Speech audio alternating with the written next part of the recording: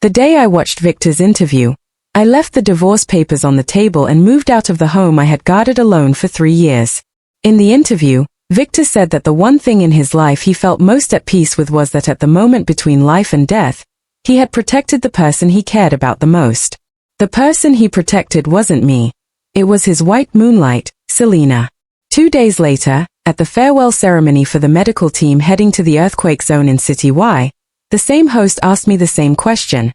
As an outstanding surgeon, Dr. Lara, what do you consider your proudest and most guilt-free moment? I looked toward Victor, just a few steps away. Knowing full well that my husband was injured protecting his lover, I said I still did everything I could to save his life. Chapter 1 in the video, Victor, once again hailed as an outstanding entrepreneur, still carried the same effortless grace he had back then. Even sitting in a wheelchair, he was composed, elegant, and aristocratic as ever. The comments flooded the screen. If you marry someone like Victor, he's perfect. Even in a wheelchair, still so charming. I smiled. Marriage, after all, is like drinking water. Only you know whether it's warm or cold. As the interview drew to a close, the host shifted to a light-hearted, gossipy question. Mr. Victor, as a successful entrepreneur, could you share what you feel most proud of, something you did without regret? It was such a mild question that even the audience found it dull. But Victor paused for a long moment, then pointed at his crippled right leg. The thing I feel most at peace with, he said softly, is that in a moment between life and death, I protected the person I cared about the most. The host lit up with surprise. Was it your wife? Victor only smiled, saying nothing. His silence made him appear even more magnetic. That gentle lowering of his gaze stirred waves of admiration online. Wow, Victor is so devoted. He's the kind of man women dream of. Even losing a leg couldn't stop him from protecting his beloved. So pure, so romantic. He's still so handsome, like a novel come to life. Bless them. True love forever. People who didn't know the truth genuinely meant their well wishes. Only I knew, the woman Victor had risked his life to protect wasn't me. It was Selena, the same woman who had disappeared years ago and returned to City C 3 years ago. I turned off the video and sat alone in the dark for 2 hours. Then I called Victor. As expected, no answer. I tried Daniel, his assistant. As always, he lied through his teeth. Madam, Mr. Victor is in a meeting. May I take a message for him? I glanced at the clock. It was 10:30 p.m. I sighed. No need to make things harder for an employee. It's fine. Just tell Victor that I've left the divorce papers in the study. He should sign them as soon as possible. Chapter 2. By the time I settled into my apartment, it was past midnight. As I finished my shower, Victor called 3 times in a row. If it weren't the middle of the night, I might have thought the company had suddenly gone bankrupt. Just as I hesitated to call back, the 4th call came through. Lara, where are you? Why aren't you at home? I raised an eyebrow. Daniel, the ever-vigilant assistant, had actually failed to report. I moved back to the apartment. Didn't Daniel tell you? A brief silence. Then Victor's voice came. 5 words, Lara, my leg hurts. Ah. So Daniel hadn't failed. Victor just couldn't face reality. But that leg, the one he injured for Selena, what right did he have to complain to me about its pain? Is that so? I said coolly. And what does that have to do with me? His voice on the other end was hoarse. I couldn't tell whether from pain or anger. Lara, you're my wife. I laughed, openly for once. Victor, last week's hospital exam, the gynecological report shows my hymen is intact. The silence that followed was suffocating. For the first time, I hung up on him myself, and blocked his number. Outside, the rain whispered against the windows, seeping into the room's chill. In weather like this, Victor's damaged leg would be cold, swollen, and heavy, as lifeless as stone. Before, out of professional duty, I used to prepare him herbal medicine for circulation, warming it again and again so he could take a hot bath and ease the pain when he got home. But 9 times out of 10, he would reject it. And always with the same words, don't bother doing unnecessary things. So tonight, his sudden weakness could mean only one thing. He'd been shaken by the divorce. Humans are strange creatures. He was the one who proposed marriage. He was the one who left me alone for 3 years. He was the one who lost a leg for his mistress. And yet, after flaunting his love that transcends life and death, he still had the audacity to turn back and say to me, "You are my wife." Chapter 3. As expected, after the sleepless chaos of the night, I fell once again into a nightmare. The city shook. People ran screaming. Children cried. Blood covered the operating table. There were too many wounded, too many for us to save. Inside the makeshift tent hospital, I couldn't even remember how long it had been since I last rested. Emma, who was helping me change into a new surgical gown, stuffed a piece of chocolate into my mouth, her eyes red from exhaustion. "Can you still hold on?" she asked. 72 hours had passed since the earthquake. Every single second was a battle to snatch lives back from the Reaper. As long as there was a single breath left, we had no right to say no. Emma wiped her tears away and ran off to call for more help. But I never expected that the next 2 patients they brought in would be a man and a woman tightly locked in each other's arms, inseparable even in the face of death. One of the rescuers carrying the stretcher said breathlessly, "It's so touching." Must have been right when the earthquake hit. The man shielded the woman under him, using his own body to give her a world to survive in. Everyone was murmuring in awe and pity, everyone except me. I stared frozen at the hand that still shielded the woman's body, the one I couldn't pry loose. That hand, and the custom diamond ring on its finger, looked painfully familiar. If I wasn't mistaken, that was Victor's hand.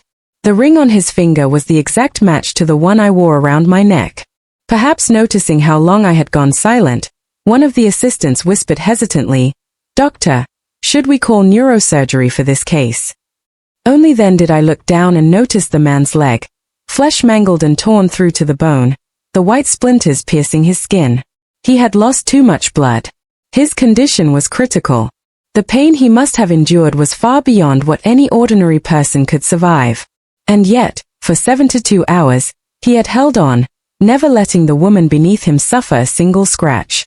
The chocolate in my mouth turned sickly sweet, bitter with the metallic taste of blood as I bit through my lip. I tilted my head back sharply, but still, I couldn't hold back the tears. Emma, choking up herself, wiped my face clean, tears and cold sweat alike. "Doctor," she pleaded, "please save him. If he dies, his lover will be devastated." I didn't know whether Selena would be devastated. But as Victor's wife, my heart in that moment shattered completely. Chapter 4. When the alarm rang, I woke up feeling as if I had just worked 2 consecutive night shifts. Even iced Americano couldn't rescue me from the exhaustion and numbness carved into my face. So when the hospital director summoned me, I almost suspected I had made a critical mistake at work. I mentally reviewed everything, no errors. Still with a cold sweat clinging to my back, I went straight to his office. The moment I entered, his gray brows furrowed deeply. "Lara, this mental state of yours won't do. Look at yourself. What patient would trust you like this?" I couldn't refute him, so I admitted fault. Next to his serene, age-defying appearance, I did look like a hollow shadow of a human being. Perhaps seeing my sincerity, the director's tone softened as he got to the point. "Did you watch the news last night? There was an earthquake in Y City. The magnitude isn't as high as the one we faced half a year ago, but the cold climate and poor medical conditions are making rescue work extremely difficult." Another earthquake. I didn't know if it was PTSD, but the hand in my lab coat pocket trembled violently, and my palm filled with cold sweat. "Our hospital is forming a medical team to go there, and you." My nails, neatly trimmed, had already dug into my palms when I interrupted him. "Director, let me go." The old man nodded approvingly. "I was going to assign you anyway. Your skill level and prior rescue experience are exactly what we need. But one thing, Lara, don't overexert yourself again. Don't push to the point of collapse like last time." I wanted to tell him that last time my collapse wasn't just from exhaustion, at least not entirely.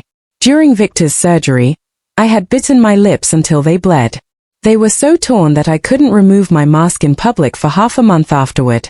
I endured until the very end of the operation, until the sterile cloth was lifted, and I was forced to look straight at Victor's face, still as handsome as ever. That was the moment I broke. It wasn't the earthquake that crushed me. It was his betrayal that dealt the fatal blow. Chapter 5. Leaving the director's office, I stood in the corridor under the sun for a while. But before I could feel any warmth, Daniel called. "Madam, Mr. Victor asked me to check where his silver tie with the dark pattern is. He needs it for tonight." I let out a short laugh. "Daniel, tell your Mr. Victor to speak for himself instead of sending you to disgust me." There was a pause, then Daniel spoke again, cautious as always. "Mr. Victor said he hopes you'll calm down and not act on impulse." I almost laughed from sheer anger. How good must my temper be for Victor to think he can trample all over me like this? Then tell him, if he doesn't want to sign, fine. He can wait for the lawsuit. I suddenly realized this upcoming medical mission couldn't have come at a better time. Of course, I always wish for world peace and a safe, prosperous earth. But being able to step away from my old life, even briefly, felt like being given a rare chance to breathe. I was almost eager to leave. Yet Victor seemed possessed. Daniel's calls came one after another, more in a few days than in the past 4 years combined. After stripping away all the nonsense, the message was simple. Victor wanted to see me. He thought we needed to have an honest talk. According to Daniel's exact words, "Lara, I don't think your sudden decision to divorce is rational. Even if you don't think about yourself, you should consider both families' elders." Typical Victor, when he couldn't sway me, he played the family card. After all, ours was half an arranged marriage. We grew up in the same circle. Our parents were friends. When we reached the right age, two unmarried people naturally became a perfect match. From the first meeting to the wedding, our parents handled nearly everything. I merely nodded in agreement after hearing that Victor himself didn't object. No one knew the truth. The only reason I agreed was that I had liked Victor for as long as I could remember. That tall, lean boy in a white shirt had filled every corner of my youth. But back then, Victor never looked at me. All of his attention, his affection, was given to Selena. Chapter 6. Selena was beautiful and rebellious. Despite having a father who gambled and drank his life away, she was never timid or self-conscious. On the contrary, she bloomed like a wildflower, bold and dazzling at an age when such brilliance was almost inappropriate. She skipped classes, talked back to teachers, and handed in blank exam sheets. More than once, I ran into her in the restroom, wearing heavy makeup and smoking a cigarette. Through a thin veil of blue smoke, she curved her bright red lips at me and teased, "Good girl, want one?" Compared to Selena, I really was a good girl. Plain uniform, neat hair, and a face untouched by rebellion. Next to her, my existence seemed utterly dull. In my memory, the only time Selena ever wore her school uniform without makeup was when we raised money to help her mother. Even then, while accepting charity, she stood tall, neither humble nor arrogant. "Thank you all for your kindness," she said. "I'll pay every cent back." And she did. After graduation, Selena repaid every one of us, except Victor. That was when I learned that Victor had donated 200,000 yuan to her, 10 times what the rest of us had given combined. Selena, of course, couldn't afford to pay him back. All the money she earned from summer jobs had been stolen by her father for gambling and drinking. Even the amount she repaid us with, she had borrowed from Victor. At the time, I thought Selena accepted Victor's help because they were already in a relationship. But I was wrong. Selena didn't even take the college entrance exam. She left C-City soon after graduation. On the night before she left, she asked Victor to meet her at a small motel. She wanted to repay him, in her way. I don't know what happened that night. But I do know she never managed to return the money. Because on the night I married Victor, he got drunk, refused to enter our bedroom, and fell asleep on the sofa. I sat beside him with a cup of honey water, keeping him company through the night, listening to every word of his drunken confession. "Selena, if I had known it would come to this, I never should have let you go that night." I didn't cry. I didn't make a scene. The next morning, I simply asked for a divorce. Chapter 7. I agreed to the arranged marriage because I loved Victor, not because I could endure a husband whose heart was elsewhere. No, Not even elsewhere. We didn't even share a bed. The irony was unbearable. Victor had the audacity to accuse me of treating our marriage like a joke, as if he hadn't been the one who, on our wedding night, drunkenly confessed with tears in his eyes that he never should have let Selena go. I had no choice but to play back his own drunken words for him, that shameless confession of love for another woman, so that he could hear for himself what he had said. Only then did Victor, pained and humiliated, finally tell me about his tragic first love. He swore that his story with Selena was over, that I was the woman he truly wanted to spend his life with. And I believed him, because I knew that ever since Selena had vanished without a word, she had cut off all contact with everyone, including Victor. After that long, heavy talk the morning after our wedding, Victor and I became cautiously polite.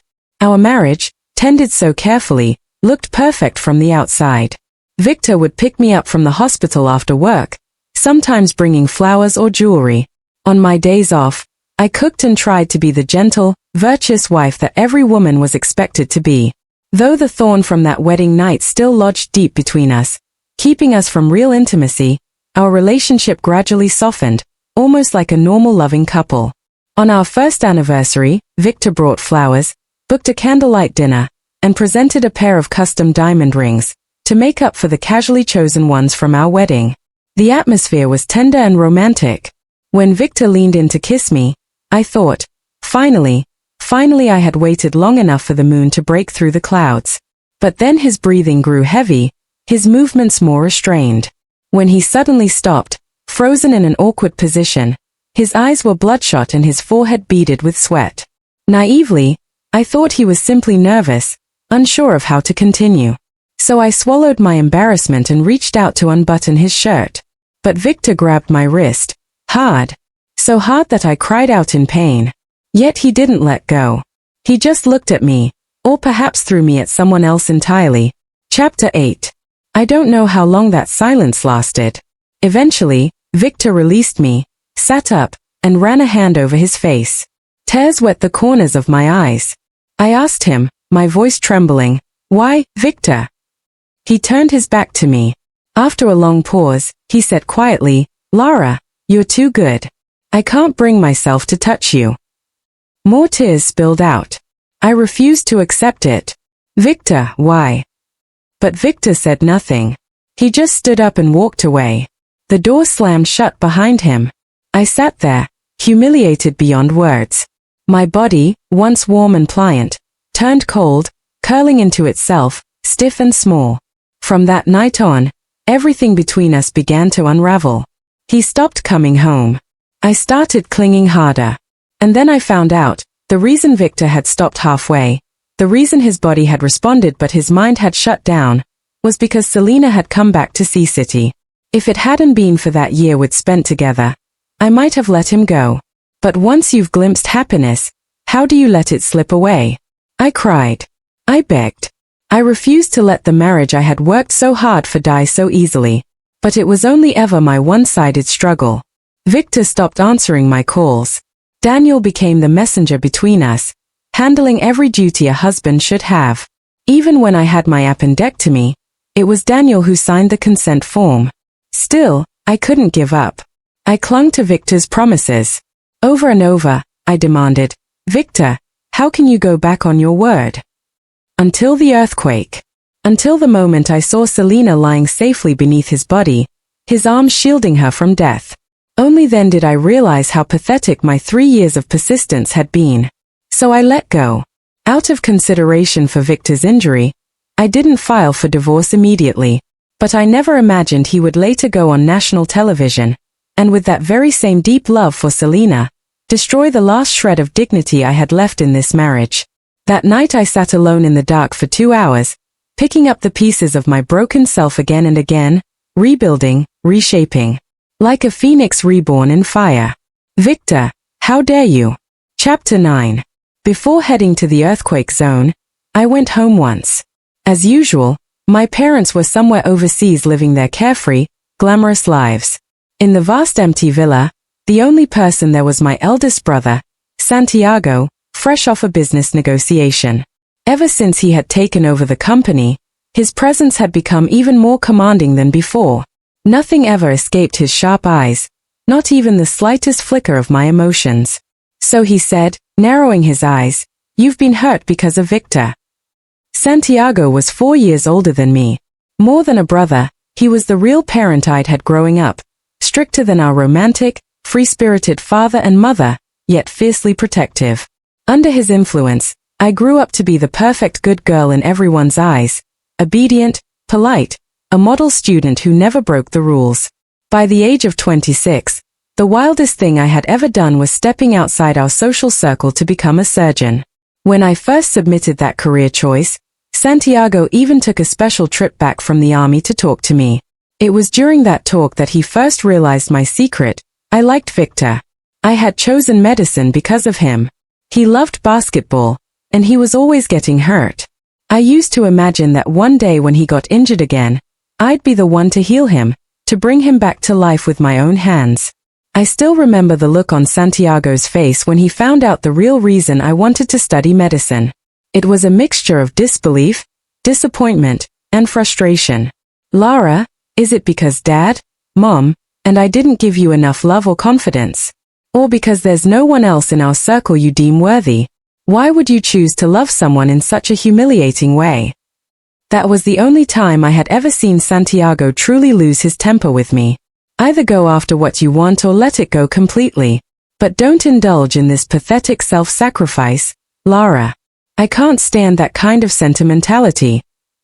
So I chose to let go. But I still became a surgeon. I still walked the path I had chosen. What I never imagined was that 10 years later I would really end up saving Victor's life. Right when he betrayed me and our marriage, shielding another woman beneath his body. Chapter 10. Santiago noticed me drifting off in thought and frowned, knocking on the table. "Speak. Whatever happens, your brother's got your back." "Brother," I said quietly, "I'm getting a divorce." His frown deepened. "You've thought it through?" I nodded. "Yes. The divorce papers have already been delivered to Daniel." Santiago let out a long sigh. "4 years ago, when you decided to marry Victor, I asked you the exact same question. You said you'd thought it through then too." It was true. The night before the wedding, Santiago had called me into his study. He had just come back from the army. "Lara," he said then, "as long as I'm here, you can do whatever you want. You don't need an arranged marriage. Tell me honestly, have you really thought this through?" At that time, I had been full of hope. After all, it was Victor who had agreed to the marriage first. "Brother, I've thought about it. I really like Victor. I'll take responsibility for my choice." But reality proved me wrong. "I know you're angry," I told him now. "You've always protected me so well, but I need to grow up someday. Like I said, I'll take responsibility for my own choices, including this divorce." Santiago was silent for a long time. Then he sighed helplessly. "You've grown up, and I can't control you anymore." But the moment he learned that I was leaving for Y City the next morning to join the medical relief team, his temper exploded again. "Lara, you've really grown wings, huh? You dare keep something this big from me?" But I knew his bark was worse than his bite. So I snapped right back. "And what about you? You didn't tell us when you almost got yourself killed on a special mission, did you?" Since we both had secrets, we had no choice but to call it even. That night, he took me out for a big dinner as a farewell gesture. When he drove me home, he added a new contact to my phone. "Eric. You remember him, right? If anything happens over there, call him." Of course, I remembered. Eric, Santiago's old comrade in arms. Rougher than Santiago but just as reliable, and maybe even more handsome. I didn't think I'd need to call him, but I nodded obediently anyway. Santiago was leaving for S City early in the morning, so he couldn't see me off himself. The least I could do was not make him worry. Chapter 11. Goodbyes are often tinged with sorrow, but sometimes they can also burn with passion. The red carnation pinned to my chest seemed to bring tears to many people's eyes, including Victor's. I hadn't expected him to appear at the send-off ceremony. By all logic, he shouldn't even have known that I was joining the medical relief team at the quake zone. Yet there he was, His wheelchair parked not far from the crowd, expression grave, eyes dark and unreadable. I, however, almost wanted to laugh. Why pretend affection between two people who should have long since become strangers? If I had any talent for writing clickbait, I might have sent this to a gossip blog myself. Shocking.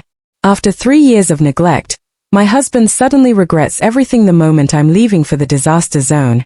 Is it love rekindled or another manipulation? As if hearing my thoughts, a microphone suddenly appeared in front of me. Doctor, as an outstanding surgeon, what do you consider the thing you're most proud of? The same question. The same host. And suddenly, I almost laughed again. So this is what they mean when they say karma always comes full circle. I knew exactly what kind of polished, inspiring answer the host was expecting. But instead, I turned my gaze toward Victor, who sat only a few steps away.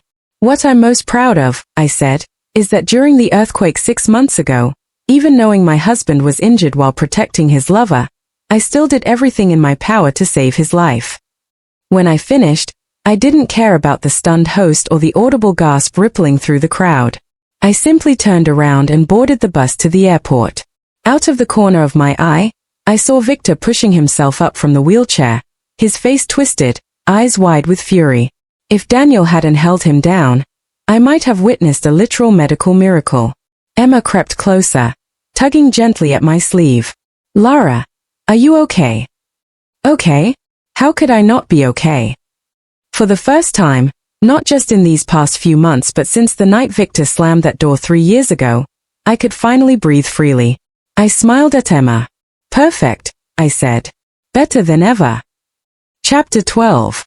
The moment the plane landed, my phone wouldn't stop vibrating in my pocket. Santiago, Daniel, the hospital director, people I knew and people I didn't, none of them gave me a moment's peace. So I simply ignored them all, snapped a quick photo, and posted it to my social feed. I've arrived. Life goes on. Dramatic, maybe even childish. But it somehow got hundreds of likes. Among the endless stream of "stay safe and we're proud of you," Santiago's comment stood out like a sore thumb. I see Eric. He's the tallest one in your photo. Startled, I looked around, and sure enough, there was Eric, that sharp, striking face impossible to miss. I hadn't expected him to be here, and suddenly my heart skipped a beat, leaving me both flustered and unsure of myself. It wasn't until I noticed the SWAT uniform he was wearing that I realized he wasn't here for me at all. He was here to escort the medical team into the quake zone. My fluttering heart was completely self-inflicted. The road to the disaster area was rough, and 3 off-road vehicles had been sent to pick us up. Emma and I squeezed into the back seat of one, and she spent the entire ride shouting in my ear, "He's so handsome. Oh my God, Lara, he's so handsome." She wasn't wrong. Eric had that kind of rugged, dangerous good looks, the kind that made girls blush without even realizing it. And Emma's blush didn't fade for the entire trip. If I hadn't checked her pulse and breathing myself, I might have suspected altitude sickness. "If you like him, go for it," I said. "I've got his number." Her eyes went wide as saucers. "Wait, what? How do you have Mr. Handsome's number? Don't tell me you too." I pushed her overactive imagination away, trying to save my innocent reputation. "Relax. He's my brother's old comrade in arms." "Oh, well in that case, never mind." Emma was 4 years younger than me and already at the age for serious relationships. Honestly, since Santiago approved of Eric, I thought she might give it a try. But no, Emma had her own brand of logic. "Why not?" I asked. She pouted. "Because Santiago never looks at me, only over me. And that captain of his? Same breed. I'm not wasting my time on another one like that." Chapter 13. Even though I knew Emma was talking about their height, I still felt as if I'd been stabbed right in the chest. If only I'd been as clear-headed as Emma back then, I wouldn't have ended up like this. But Emma just had to twist the knife. "Director, what's really going on between you and Victor? Is he, that husband of yours?" I sighed, deliberately skipping the first question and cutting the topic short. "He is. But soon he won't be anymore." That did the trick. Emma obediently shut her mouth. Though, of course, she couldn't resist sneaking glances at Eric's profile in the front seat. Suddenly, Eric turned around. Emma panicked and practically buried her face in my shoulder, pretending to be dead. Left with no choice, I stepped in for both of us and gave Eric a polite nod. "Captain, thank you for taking the trouble to come get us." Maybe it was my imagination, but his eyes seemed to soften a little, even carrying a hint of a smile. "It's my honor. Thank you all for arriving so quickly." He paused, then added, "If there's anything you need, just say it. I'll do everything I can." Everyone murmured their thanks, but no one made any requests. The situation in the quake zone was far worse than we had imagined. The local houses, made mostly of mud and wood, offered no resistance to the tremors. And the drastic temperature swings of the highlands posed another deadly threat to the injured still trapped beneath the rubble. Worse yet, a cold front was closing in. If the rescue wasn't completed before the snowfall, the death toll would rise even higher. After an emergency discussion, the medical team split into two groups. One stayed at the temporary field station to treat the injured. The other followed the rescue units deeper into the disaster zone. My request to enter the core area was unanimously denied. So I stayed behind, doing my duty at the temporary post. By the time I realized that my feet and calves had completely lost feeling from the cold, more than 20 hours had passed. Unable to endure any longer, I stepped out of the tent, hugging the improvised hand warmer Emma had made for me using a saline bottle. My legs were so numb that when a man suddenly fell to his knees in front of me, I couldn't even dodge in time. He was shouting something, words I couldn't understand, and his excitement was so intense that if not for the devotion in his eyes, I would have thought he was here to cause trouble. I was frozen in confusion when Eric arrived. "You saved his wife. He's here to thank you." Hearing Eric's explanation, I finally noticed the kata scarf Lucas held reverently in his hands and the buttered pastry cradled in his arms. To be honest, I've never liked the smell of yak butter. But I didn't know how to refuse such pure, heartfelt gratitude. Thankfully, Eric stepped in. He gently persuaded Lucas to take back the heavy pastry and, on my behalf, accepted the kata. I didn't know what the white silk scarf symbolized in their faith, but I still felt undeserving of it. I don't even remember which one was his wife. "Because you've saved too many people." I looked up sharply and met Eric's deep, steady gaze. "They'll all remember you," he said quietly. "They'll remember the doctor who saved them." But, a lump rose in my throat, and suddenly I wanted to cry, not from sadness but from that helpless ache that comes when you know you can't save them all. But there are still so many we couldn't save. "That's not your fault," Eric replied firmly, his tone calm and grounded. "What you need to do now is rest, and then go save the next one." I hugged the saline bottle warmer tight against my chest, fighting back tears. "I will." Then Eric raised his gloved hand and brushed away the droplets clinging to my lashes. "Don't cry. It's too cold. You'll crack your skin." The scent of leather and faint tobacco drifted past my nose, dominant yet unexpectedly gentle. Then, "Lara." A hoarse, trembling voice called from behind me. I turned, and there he was, Victor sitting in his wheelchair, Daniel standing just behind him. I had no idea how long they'd been there. "Lara," Victor said again, his voice raw like it had been scraped by sandpaper. I murmured a quick sorry to Eric and walked toward him. "Did you sign the divorce papers?" Up close, I could see the bloodshot eyes, the exhaustion etched into every line of his face. He looked worse than I did after an all-nighter. "I told you," he rasped, "we need to talk." "There's nothing left to talk about," I replied coldly. "If you won't sign, wait for the lawsuit." I turned to leave, but Daniel stepped in front of me. "Madam, Victor came all night to find you." "So what?" I cut him off sharply. "Do you expect me to kneel and thank him for the favor?" Chapter 15. Victor hadn't come alone. He'd brought with him a batch of emergency supplies, blankets and heavy tents, just in time to save everyone from the biting cold. Emma told me everyone was grateful to him. One kind old lady even prayed over her rosary, chanting blessings for Victor's injured leg. My hand paused mid-scrub. I suddenly remembered what Victor had said earlier. "Lara, I came here to atone." I didn't want to know what that meant. Whatever he was here for, it had nothing to do with me anymore. As the initial phase of rescue came to an end, the number of trauma patients arriving at the field clinic dwindled. But the blizzard and the cold wave caused chronic illnesses to relapse among the elderly and weak. Many children also caught colds, coughing non-stop in the freezing air. I had to shift from surgery to internal medicine, hugging my phone, consulting colleagues thousands of miles away for advice.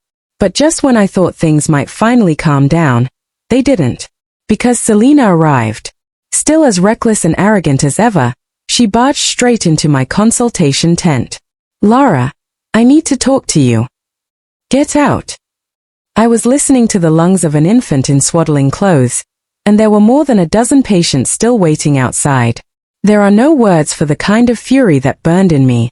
Selena tried to argue, but Emma shoved her out, half pushing, half dragging. Still, Selena wouldn't stop. She stood outside the tent, yelling my name over and over again. For the first time, I pulled out my phone and called Eric for help.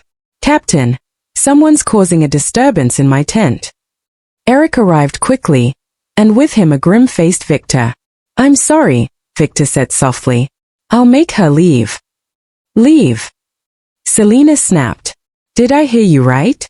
Victor, who are you to tell me to leave? You're the one who said you'd take responsibility for me. Now you're going back on your word." Victor's face was ashen. When he looked at me, there was no light left in his eyes, only emptiness. "I guess I don't even have the chance to regret anymore, do I?" Lara didn't answer. He gave a broken, hollow laugh. "I understand. The only reason I insisted on coming here was to feel for myself what you must have felt back then." His throat constricted. The muscles in his neck tensed, and after a long silence, he finally forced out the words, "I'm sorry, Lara. I'll sign the papers." Chapter 16. 2 weeks later, the medical team finally left Y-City. Eric came to see us off again. When we shook hands goodbye, I suddenly felt something in my palm, a turquoise earring. Perhaps noticing my surprise and hesitation, Eric smiled and explained, "Turquoise symbolizes luck and safety. It's also a token of gratitude and blessing from all of us, to you. So please don't refuse it, okay?" Eric might have the rugged kind of handsomeness, but his eyes, they were strikingly deep and clear. With those eyes fixed on me, I couldn't bring myself to say no. Still, that turquoise earring felt heavy in my hand, as if its owner had placed some unspoken meaning upon it. That suspicion was confirmed when I met Santiago later. Don't believe his nonsense. That earring is his own. I saw him wearing it the last time he came to our house. Suddenly, the turquoise in my hand felt scorching hot. Then what should I do? Return it? Does this even count as jewelry? Can I mail it back? "Why are you panicking?" Santiago said, his tone shifting in an instant. "Why not think about it? He's from a well-off family, a decent guy, 100 times better than that Victor." I couldn't help but laugh, half exasperated. "Come on, can you be serious for once? We're not here to compare people. I admit he's a good man, but he and I aren't a match. Besides, I hadn't yet walked out of the shadow of my last marriage. But to my utter disbelief, Santiago had barely promised not to play matchmaker before running off to tell Eric, "Give it up. Lara said you two aren't compatible." When I later heard that from Eric himself, I wished the ground would swallow me whole. "I'm sorry," I stammered. "I didn't mean it that way. My brother just talks too much. I'm really sorry." Eric was silent. He didn't hang up. Just when the silence grew unbearable, when I was about to scratch holes into my prescription pad out of sheer embarrassment, his voice came through low and calm. "Lara, your brother's not wrong. I've liked you for a long time." Chapter 17. From the hospital corridor window, you could see countless construction sites. People were working hard to rebuild the wounds left by the earthquake. But some wounds never heal. Just like some people, once missed, they're gone forever. Eric said he had liked me for a long time. But after 4 years of marriage with Victor, I no longer knew how much love or courage I still had left to give someone else. No matter how much, it wouldn't be fair to the other person. So I refused Eric. I told him I just wanted to become the best surgeon I could be. Eric seemed to have expected that. Lara, you've always been excellent, he said softly. But if that's your wish, then I hope it comes true. The turquoise earring he'd given me hung from my phone as a charm. During night shifts or when I was stuck writing a paper, I'd find myself staring at that blue-green pendant, its strange beautiful patterns calming me down. One day before the Lunar New Year, Victor and I finalized the divorce. There was a long scratch on his face, Selena's doing. Because Victor had changed the terms of the agreement, I ended up with half of his assets. As we walked out of the Civil Affairs Bureau, Selena arrived breathless with fury and confronted me right in front of him. Lara, how clever of you. Not only did you take half of Victor's fortune, but you still have him pining for you. The former white moonlight of his life had dimmed completely. Her former arrogance had curdled into bitterness and jealousy. Victor, sitting in his wheelchair, couldn't stop her. Embarrassment and that glaring scratch had stripped away all his former grace.